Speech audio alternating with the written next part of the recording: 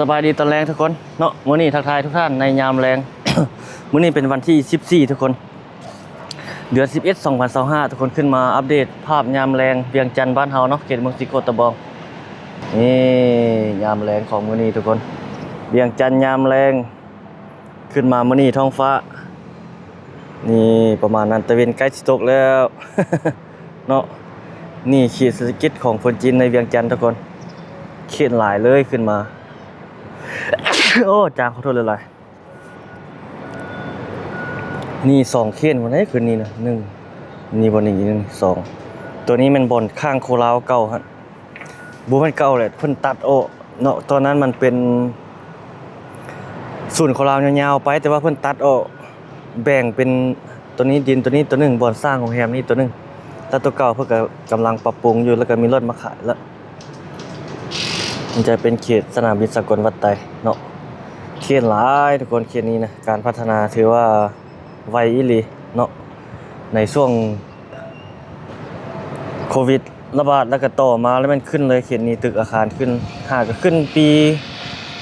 ประมาณปี2ปีมานี่เลยทุกคนถ้าท่านใดติดตามช่องของเฮาคือเฮาอัปเดตอยู่เขตนี้มาเรื่อยๆเนาะตอนเฮาเฮ็ดคลิปใหม่ๆเพิ่นยังบ่ได้มีตึกหลายแบบนี้ขึ้นมาใหม่ขึ้นมานะอันนี้ขึ้นมาใหม่หลายนี่เขาเจ้าไต้ไฟละงามเลยนี่เดี๋ยวเมื่อไรจะขึ้นมาถ่ายตอนกลางคืนให้ทุกท่านได้เบิ่งนี่แหละทุกคนบรรยากาศอยู่ที่เวียงจันทน์บ้านเฮาอัปเดตเรื่อยๆให้บรรดาท่านได้เบิ่งได้ชมอันนี้เป็นถนนอาเซียนที่2อันนี้เขตเมืองสีโคตะบองเขตในเมืองเนาะเขตในเมืองเพิ่นมีการปรับปรุงเปลี่ยนเลนทางรถสัญจรหลายจุดอยู่ทุกคนเนาะถ้าท่านใดก็ไปก็ต้องได้สังเกตป้ายจราจรแล้วก็เส้นทางม้าลายที่เพิ่นแต้มใหม่ฮะเนาะแต่ว่าเพิ่นยังบ่ทันเปิดน้ำใสเทื่อตอนนี้ยังแล่นนั้นอยู่เพิ่นยังบ่ทันเข้าระบบเทื่อเนาะเพิ่นก็แจ้งการมาแล้วแต่ว่าเพิ่นยังบ่ทันจัดตั้งปฏิบัติเนาะถ้าเพิ่นจัดตั้งปฏิบัติก็จะมีเจ้าหน้าที่จราจรเนาะอำนวยความสะดวกอยู่ในแต่ละจุดฮะถ้าผู้ใดลงผิดลงหยังมันก็จะมีการกล่าวเตือนมันหยังไปประมาณนี้แหละไปตามความชินเคยเนาะสำคัญต้องได้เบิ่งป้ายจราจรเนาะทุกคนป้ายจราจรการสัญจรอย่างต่างๆแหละเพิ่นก็มีป้ายแนะนำเนาะอยู่ตามป้ายต่างๆนั่นแหละปฏิบัติตามกฎระเบียบจราจรแล้วบ่ผิดดอกเนาะถ้าไปตามความคุ้นเคยนี่ผิดเด้ เพราะว่าเคยไปแล้วเคยไปแล้วคือไปบ่ได้บ่แม่นเด้อทุกคนเพิ่นเปลี่ยนเพิ่นปรับปรุงใหม่เนาะเพื่อให้มันสอดคล้องกับสภาพเป็นจริงในปัจจุบันเนาะเพราะว่าปรับปรุงใหม่เด้แต่ต่อไปนี่ก็จะมีBR Talkอาที่มาเล่นน้ำในตามสายทางต่างๆฮะเนาะเพื่ออำนวยความสะดวกแก้ไขปัญหาต่างๆอำนวยความสะดวกระบายรถต่างๆบางเทื่อเฮาเพิ่นเปลี่ยนเส้นทาง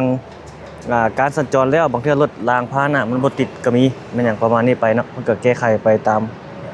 แต่ละจังหวะของมันนั่นแหละยามแรงมื้อนี้เนาะนครหลวงเวียงจันทน์เฮาเย็นๆได้ตอนแรงมานะเย็นๆยามหนาวหน่อยนึงบ่หนาวแฮงดอก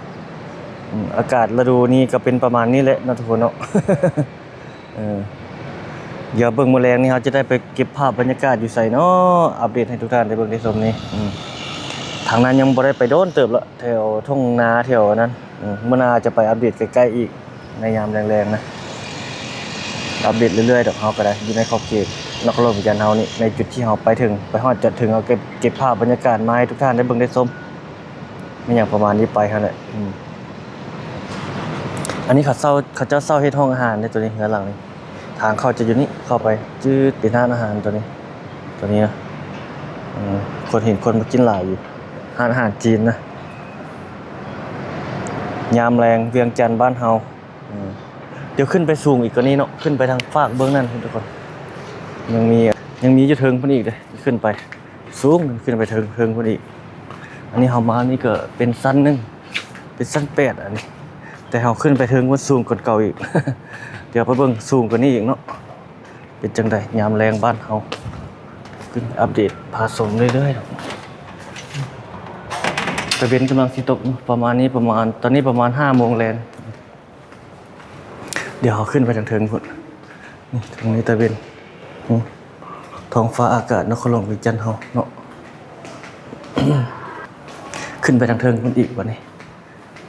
เห็นสูงกันเก่าบัดนี้ ตัวนี้เขาอยู่นี่เป็นสั้น1ตัวเป็นสั้น8ตัวนี้บัดนี้เขาจะขึ้นไปสั้นดันฟ้า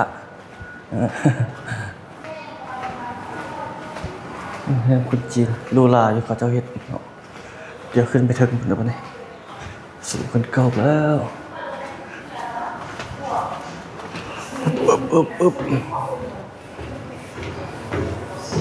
นี่ขึ้นมาเขาเจ้าเฮ็ดประตูแบบยิบนี่โอ้เขาเจ้าเอาเครื่องมาตากอยู่นี่นี่ขึ้นมาสูงกว่าเก่าทุกคนชั้นด้านฟ้าอันนี้ทางนี้ก็มีการเปลี่ยนแปลงหลายอยู่การก่อสร้างว่าอย่างก็ได้เดี๋ยวนี้เป็นต้นเป็นจุดนี้นี่มาน่าสิไปอัปเดตเนาะ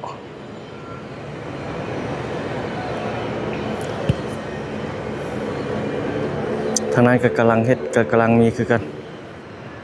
โอ้บ่เห็นนะภูเขาควายเลยมื้อนี้เนาะ PM มืดๆแล้วเว้ยเรียนไปพุ่นละตึกอาคารนี่ก็หลายนี่ทางนี้แล้วประมาณนี้ละตัวนี้แล้วหลายแล้วตัวนี้นะบนนี้ก็อีกบนแล้วเด้นี่ลองเบิ่งนี่บนทับนี่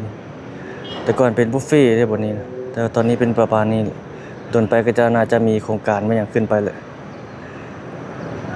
เฮาเห็นหลายจุดหลายบอนอยู่ในขอบเขตในนครหลวงแก่นเฮาเพิ่นที่กำลังจะเฮ็ด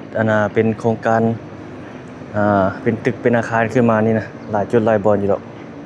เดี๋ยวสิอัปเดตไปเรื่อยให้บรรดาท่านได้เบิ่งได้ชมมาแหละแต่ว่าเฮาเลิกเวียกบางมื้อก็ค่ำคือแบบนี้เลยทุกคนถ้าเบิ่งรายได้ YouTube ของเฮาเนาะถ้ามันโอเคก็สิได้ออกเวียกประจำหั่นน่ะ ออกเวียกประจำแล้วรอถ่ายคลิปอย่างเดียวเนาะบัดนั้นเฮาไปทันเหตุการณ์แล้วบัดนั้นมีบุญมีงานมีหยังต่างๆครับรอถ่ายแต่คลิปมันก็จะดีอีกแบบนึงเลยทุกคนลองเบิ่งทุกคนเฮาไปให้เฮาเฮ็ดเวียกนำเอกชนนี่ถ้าเฮาไปเฮ็ด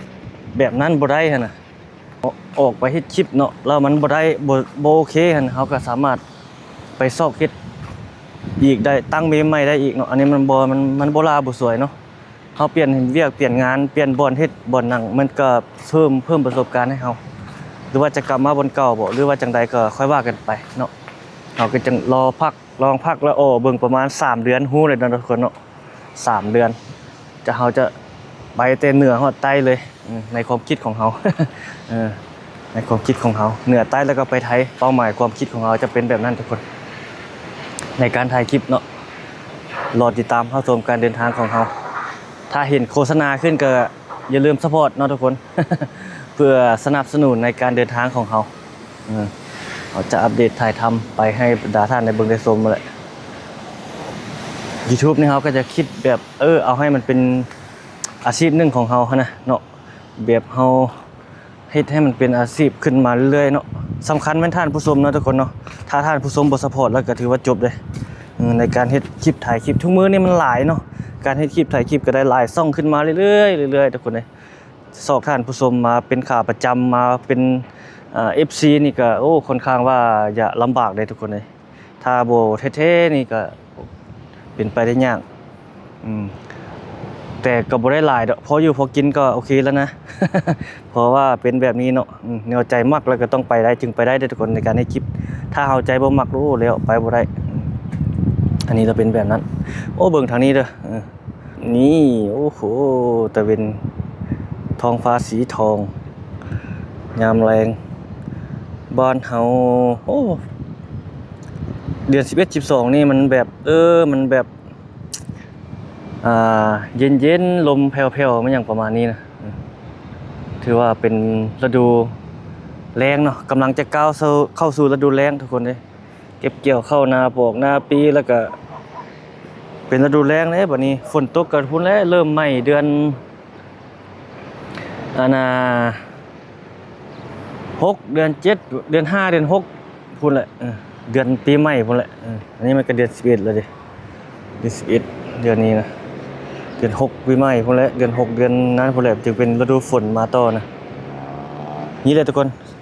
ยามแรงเวียงจันทน์บ้านเฮาขึ้นมาอัปเดตทักทายท่านผู้ชมพาเบิ่งพาชมแรงบ้านเฮามื้อนี้เนาะ ถ้าท่านใดรับชมแล้วมีคำคิดเห็นแนวใด สามารถคอมเมนต์ตำหนิติชมส่องแสงช่องของเฮามาได้เด้อทุกคนเนาะอันใดบ่ดีอันใดบ่จบบ่งามนะเฮาอ่านทุกคอมเมนต์เบิ่งทุกคำคิดเห็นของท่านผู้ชมเนาะแล้วก็ขอบใจล่วงหน้าทุกท่านที่คอมเมนต์อย่างสร้างสรรค์ทุกคนเพื่อให้การดำเนินการถ่ายคลิปของเฮามันไปได้ดีเนาะทุกอย่างแม่นฝากไว้กับบรรดาท่านผู้ชมทุกอย่างทุกคนถ้าท่านรับชมทางใดก็สามารถทักทายสบายดีเม้นถามได้เนาะเม้นทักทายสบายดีช่องของเฮามาได้เนาะกดไลค์กดแชร์กดกำลังใจให้เฮามีแรงผลักดันในการสร้างคลิปต่อไปทุกคนต่อไปนี้เฮายังสิเดินทางไปหลายแขวงอยู่ให้มันครบ18แขวงพุ่นแหละทั่วลาวเฮานี่3เดือนสิค่อยบ่ ค่อยขี่รถจักรไปเนาะเอารถจักรนี่แหละรถใหญ่นี่บนเฮายังบ่มีเด้ถ้าอนาคตถือเลขหมดแหละ ค่อยขี่รถจักรแล้วค่ำนอนแบบที่พักอาศัยนี่ลองเบิ่งก่อนว่าเฮาจะไปแบบใดเนาะนอนน้ำวัดก็มีเด้บางคนก็เจ้าไปก็ได้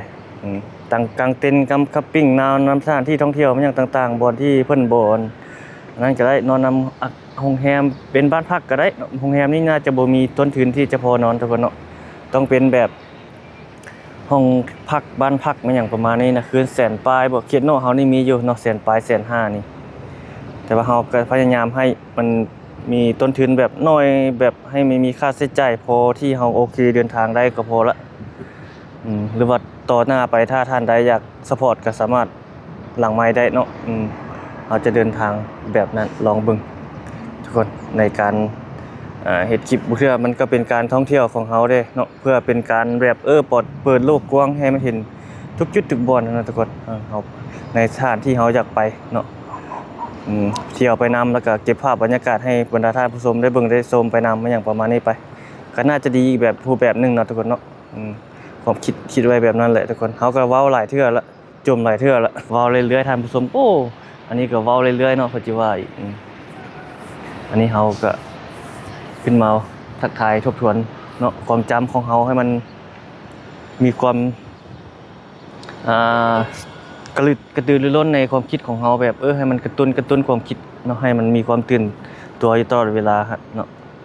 ของกินบ่กินมันเน่าของเก่าบ่เล่ามันลืม มันอย่างประมาณนี้ไปก็ว่ากันไปเนาะอันนี้แหละบรรยากาศยามแรงบ้านเฮาทุกคนประมาณนี้ซะคลิปนี้เนาะขอบใจทุกท่านที่รับชมคลิปของเฮาทุกคนเนาะเฮาจะไปถ่ายใส่อัปเดตอย่างให้บรรดาท่านได้เบิ่งได้ชมในคลิปวิดีโอถัดไปก็อย่าลืมกดติดตามไว้ทุกคนเนาะเอาขอบใจทุกคนสบายดี